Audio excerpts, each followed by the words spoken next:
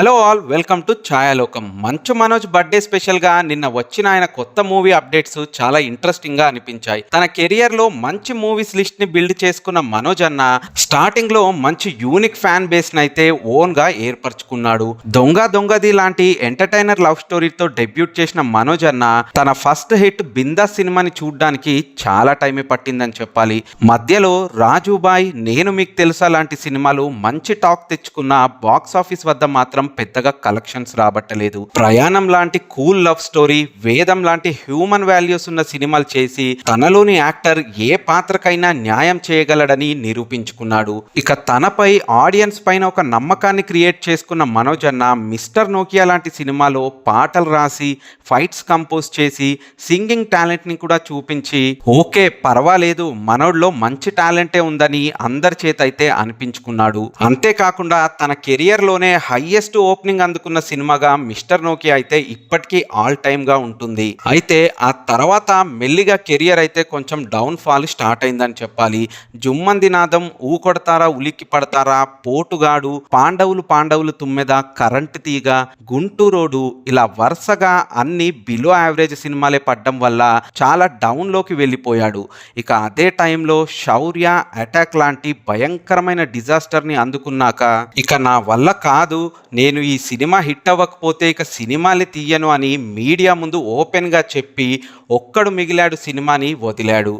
బాధేసి ఈ సినిమాలో వద్దురా జలిపోదాం జనాల్లో, కానీ ఇంకా సినిమాలు వద్దనే డిసైడ్ చేసుకున్నాను నేను. దురదృష్టవశాత్తు ఆ సినిమా కూడా పెద్దగా అలరించకపోగా థియేటర్లో కూడా ఒక్కడే మిగిలాడు అని ఆ టైంలో ఘోరంగా ట్రోలింగ్స్ జరిగాయి. మరీ దారుణంగా ఫ్లాప్ అయిన ఒక్కడు మిగిలాడు సినిమా 2017లో వచ్చింది.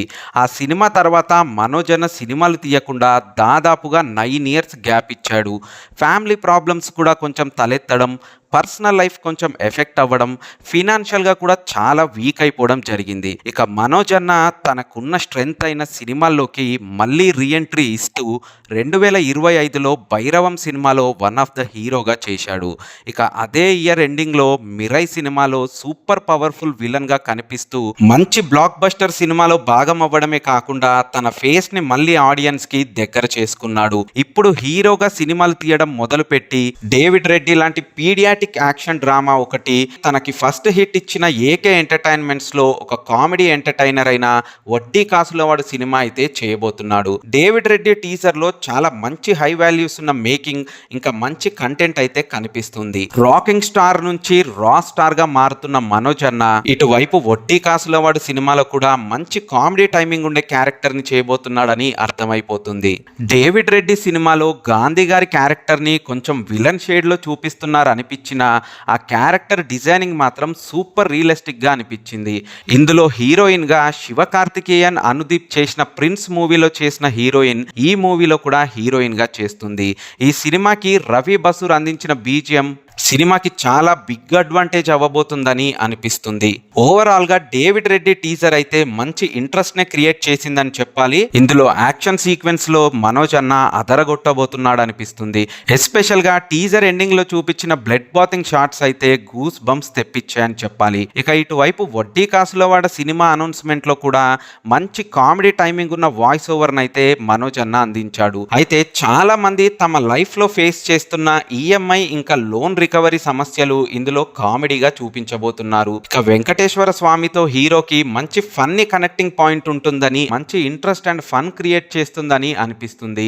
అయితే ఆ వాయిస్ ఓవర్ లో తిరుపతిలో ఒక కాలేజ్ కట్టి 25% ఫ్రీ ఎడ్యుకేషన్ ఇస్తాను స్వామి అంటూ అన్న మాటలు మళ్ళీ గొడవలు రేగొట్టేలాగా ఉన్నాయే అనిపించిన చాలా నవ్వు మాత్రం వచ్చింది ఆ పంచ్ కి. ఏది ఏమైనా ఓవరాల్ గా మనోజ్ అన్న ఈ 2 సినిమాలతో మళ్ళీ మంచి కంబ్యాక్ ఇవ్వాలని కోరుకుంటూ ఇస్తాడని కూడా ఆశిస్తున్నా.